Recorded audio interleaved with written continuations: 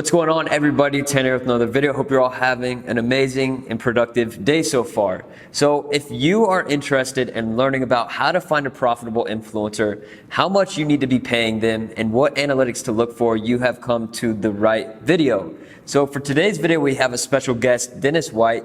You've probably seen him in a few of my videos before. A really good friend of mine I've known for over a year now, almost.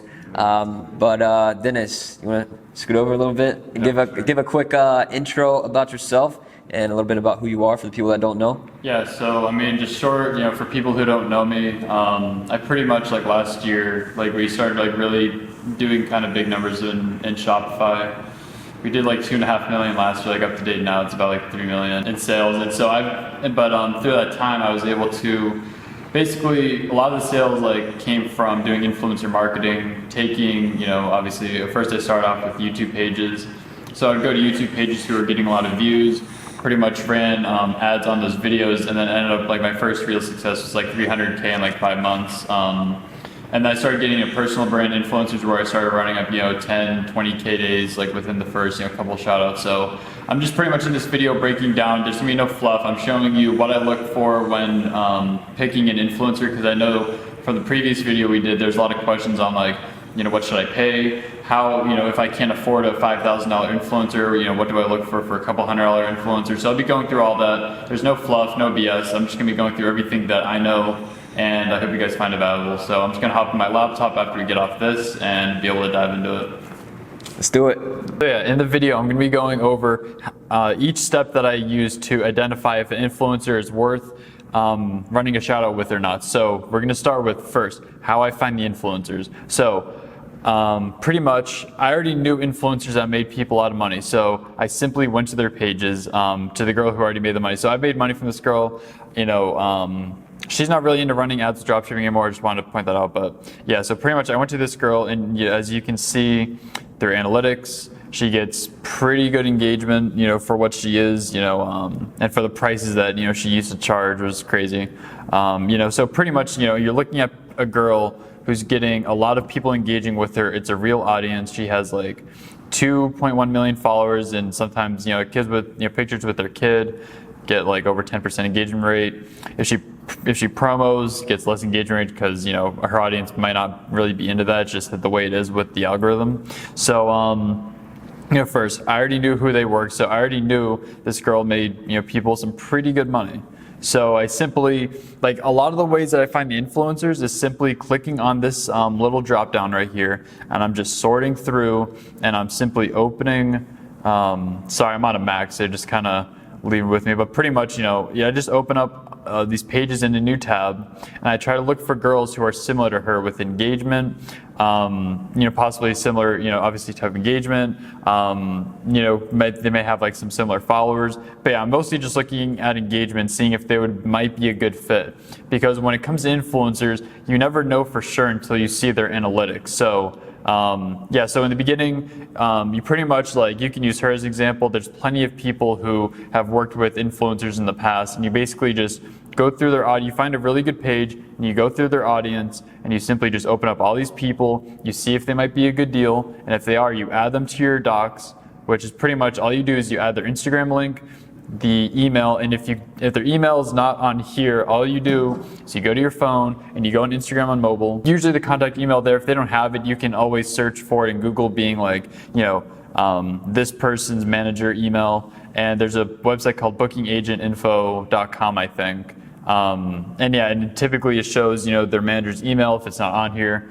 Typically it's just an agency that represents them or whatever. So really this isn't fluff either. It's when you start out, you have to know what your goal is and what your realistic budget is. Because at the end of the day, you're spending money to hope on get a cash on cash return. And obviously there's levels to it. There's certain types of people who charge a lot, there's people who don't charge a lot. So if you're realistically only able to spend, say, a few $100s, you don't want to waste your time. Usually girls like this girl used to not charge a lot, but if you look at a girl like this, she's probably going to charge a lot because, obviously she's a big influencer. She gets a lot of engagement. Now, if you're looking at a girl who isn't who only has a couple 100,000 followers, or just under 100,000 followers, and she has pretty good engagement, usually I just use Planex. I'm not promoting or whatever. This is just what I use. And then all you do is you put in their engagement, and you can see their engagement. I try to look for girls who get over 5%. So just pointing out there, that kind of answers, what engagement rates that I look for. It's 5%. And going back to just the budget thing to wrap that up, you have to know, because usually I typically go for a 3 ROAS. So if I'm spending $1,000, I'm trying to make $3,000 back in sales, try and have a lower product cost so my profit can be more than 30%. That's pretty much, have been able to be profitable, like on 27K a day. We got pretty much like a 3 ROAS. So, explaining, how I did the 27K a day, not really focusing on numbers in this video, but how I did it was I pretty much went to 3 influencers who had between 1 to 2 million followers with a 5 to 15% engagement rate on their Instagram. I ran the ads on their Snapchat because in Europe, at least, Snapchat is people just get more views. Like a girl could have 300,000 followers on Instagram, only get like 50,000 story views, but then have 250,000 story views on Snapchat because it's just the way it is. So that's pretty much how I did it. I got about 1.6 million story views that day. I had out of the amount of people that came to the stores, which is around like 100,000 people, we had about a 1% conversion rate. So we converted a little over like I think it was like 1,300, 1,400 people because they're spread across 2 stores. And yeah, that's pretty much how we did the 27K day. We did general products, and I know this isn't term influencers, but we did general products that expand out the influencers, that you're really able to get, a lot of their audience buying the items. So, moving on to the agencies. An agency can give you a list of a lot of influencers, and you can just sort through it and make stuff way easier. If they give you media kits, etc. I still like to see real screenshots because they could fake whatever. I prefer screen recordings, but yeah. So when you're dealing with agencies, obviously it can be really useful, but a lot of them, their pricing is not good in terms of being profitable. A lot of them are just straight up ads, and I'd probably just censor that. But really, like they are, like a lot of the pricing I get, it's just not good for ROI. They're just charging a lot just to try to charge a lot. It's kind of ridiculous, honestly. But moving on, if you can find a good influencer or it's like celebrity agency that sees the value in working long-term with somebody, giving them discounted rates, that's who you want to work with. Try to build a long-term relationship with those people, but realize you're working in an industry of fakeness. At the end of the day, and a lot of these people are just fake. They don't have your best intentions. They don't really, they're just weird, so you really have to convey what your mission is and find someone who's dedicated to wanting to work with you. And who's willing to make deals and all that kind of stuff. They don't even need to make deals, but they just need to be fair in the way they're doing business, because there's obviously a lot of people who might try to charge way too much money for a girl who isn't worth it, which I'll move into right now, which is what prices I try to pay for the influencers. So at the end of the day, it all depends on the deal. It's never cookie cutter. So if they have the ideal analytics, which I'll go over the analytics right after this part. So let's just say if they have the ideal analytics, they're currently relevant, have good engagement rate, and say they have 250,000 views, story views on whatever platform, and they wanted $1,500, I would do it. So the problem really isn't spending a lot of money on an influencer as long as the deal is good. Like the people who I was spending the money on to do the 27K day, their analytics were majority 25 to 34. Like I'm not going to show the screenshot, just due to privacy reasons, but it was very minimal on 13 to 17. Bar is kind of big. It's like a little less than medium for 18 to 24, and then majority 25 to 34, which means they have money. They're able to make a buying decision. Doesn't mean 18 to 24 can still perfectly buy stuff. It's like 20 bucks. Like, it's just like someone going to the mall and buying something at a store. Like everyone can do it.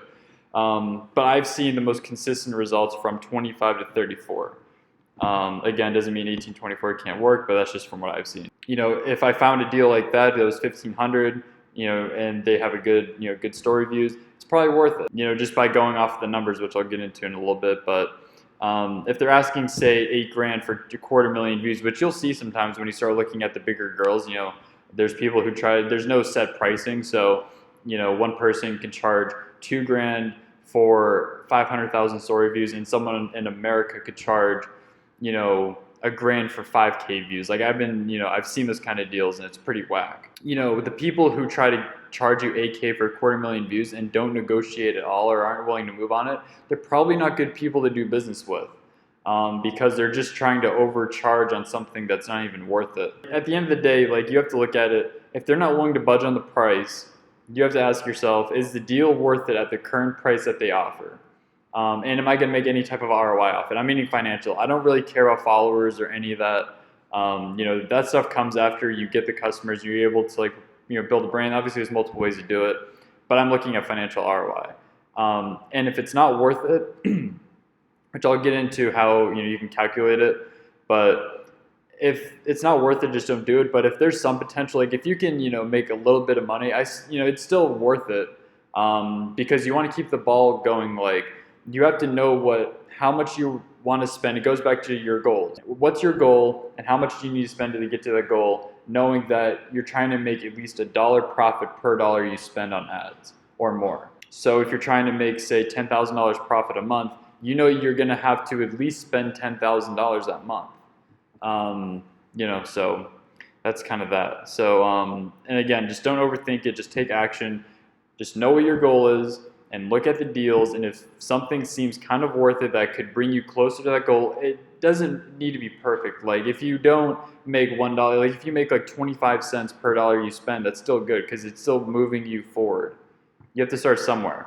Like, I started off with shout-outs that I lost a lot of money on, but that progressed me to, I lost like over $2,000 on a shout out, but then I would go on to making over like 12K profit from 3 shouts I did in a day. So again, you just have to start from somewhere. So getting into the analytics to look at, it's typically I want 70% female or more, and I don't want a lot of male in it, like at all, like 70% female or more. That's pretty much it. So when it comes to the ages, I don't mess with 13 to 17 at all. So you want that bar to be very small. You kind of just like think about like what the analytics look like. 13 to 17, very small. 18, 24 can be kind of big. I don't like it to be the biggest. I like 25 to 34 being the biggest, but if it's like small 13 to 17, kind of big 18, 24, but mostly 25 to 34, that's typically a sign of a good deal. Majority 25 to 34 could be a banger. So again, like I said, it's fine if it's majority 18, 24, but again, I just prefer 25 to 34 because I've seen the best results from it, right? It's just doing more of what's working.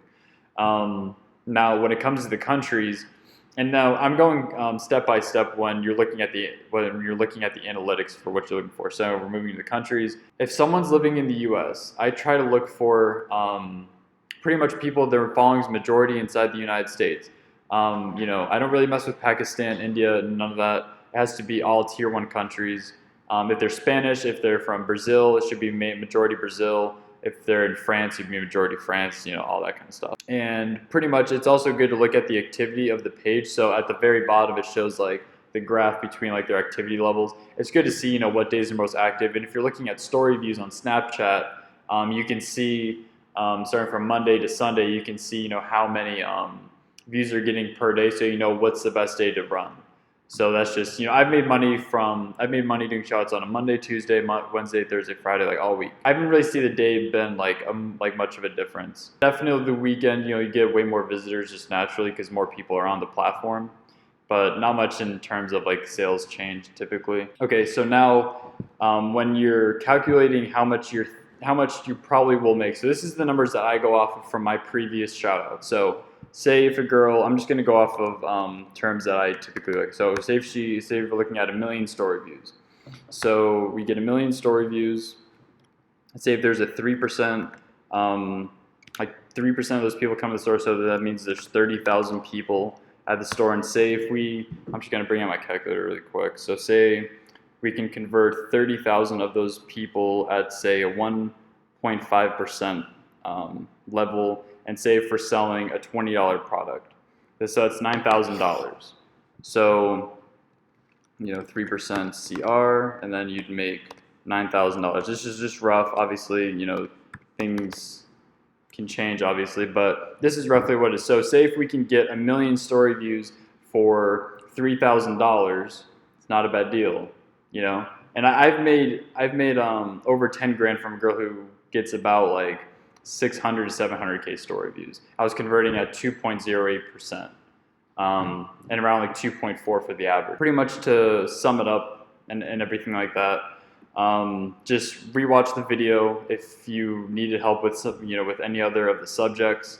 But at the end of the day, I've hit pretty good days so far, and this is just what I look at when it comes to finding influencers. And at the end of the day, there's no secret. I spend literally pretty much all my time trying to look at influencers, finding new ones, and just obsessed with it. You can't expect to go on Insta. Like, people think it's easy to find influencers, but it's really not. You have to think about it like this. All it is sifting through a bunch of dirt to try to find the gold in the rut. All right, guys, I really hope you enjoyed that video, and I know you learned something if you watched through it, because Dennis has a lot of experience within this and has had a lot to share. Even within this video, I've learned a few things.